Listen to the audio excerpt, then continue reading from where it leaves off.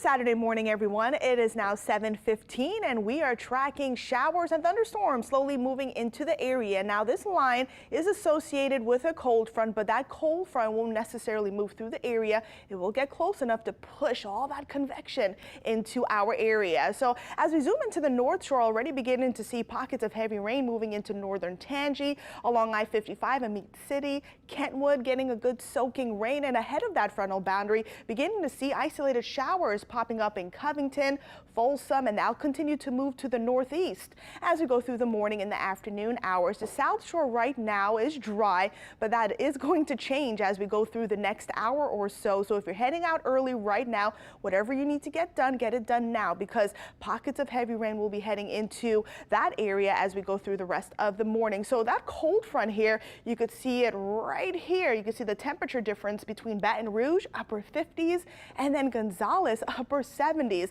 But that cold front will remain out to the west of us, so it's not going to necessarily bring in that cooler air. It's just bringing the showers and thunderstorms as we go through today. So here's a look at your temperatures here. We're looking at 76 in Belle Chase. Good morning. Nearing 80 in Galliano, 76 in Kenner, and we're in the mid-70s in Slidell and Bogalusa. Now, it is quite humid out there as well, and the humidity will stick around as we go through today, tomorrow, and really as we head through the rest of the week. So here's a look at your planning forecast for today, calling for an 100% coverage for showers and storms as we go through the morning, because everybody's going to see some rain as we go through today, and temperatures will continue to fall when that rain moves into the area, upper 60s, lower 70s, and then remaining in the lower 70s as we go through the rest of the afternoon. But things are expected to improve as we get closer to sunset. There is a severe weather threat for the entire area, southern Mississippi included. You can see highlighted in green, we're under a marginal threat. It is a low-end threat. We may see a few spin-ups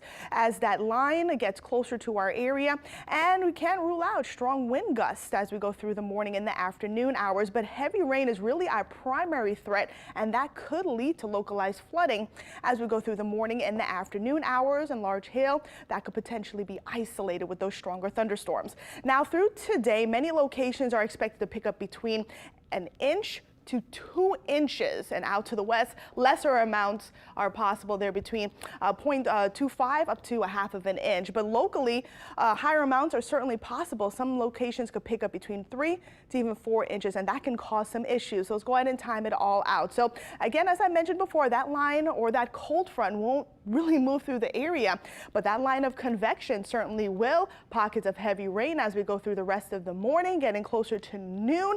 Heavy downpours in a few locations lasting into the afternoon hours. Now, things are expected to improve as we get closer to sunset. Right now we're around 6, closer to 7, lots of clouds around. But as we head into tonight, if you do have any plans, looking much drier, the only thing you'll need to really pay attention to is patchy dense fog. So that's likely as we go through tonight, overnight hours into early morning tomorrow. So if you're commuting late tonight or early tomorrow, just make sure you're leaving enough time. And then as we head into your Sunday afternoon, a few scattered showers and some storms are possible, producing heavy rain. It'll be brief as we go through your Saturday afternoon. Lots of clouds around. We'll see a little bit of sunshine and then improving conditions as we head into Sunday night.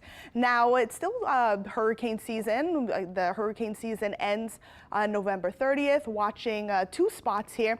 There are no tropical threats to the area, but this area, this broad area of low pressure, has a high chance of tropical development as we go through the next 5 days, and this may impact Florida as we get closer to midweek. So we'll continue to watch that. Also, something really cool that will be happening on Tuesday. Tuesday's election day, so before you head out and vote, a total lunar eclipse will be happening.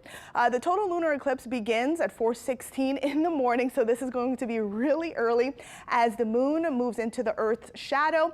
The maximum eclipse will be at 4:59. It'll take on like a reddish color. It'll be really, really cool to watch. And then as we get closer to 5:41, the total eclipse ends. So that'll be really cool to watch early Tuesday morning. So if you're tuning in, here's a look at your 7-day forecast. Scattered showers and storms are possible as we go through the morning and the afternoon hours. Don't forget to set your clocks back an hour. Tonight is daylight saving, and then a few isolated showers are possible as we head into tomorrow. Still warm and humid with temperatures in the lower 80s.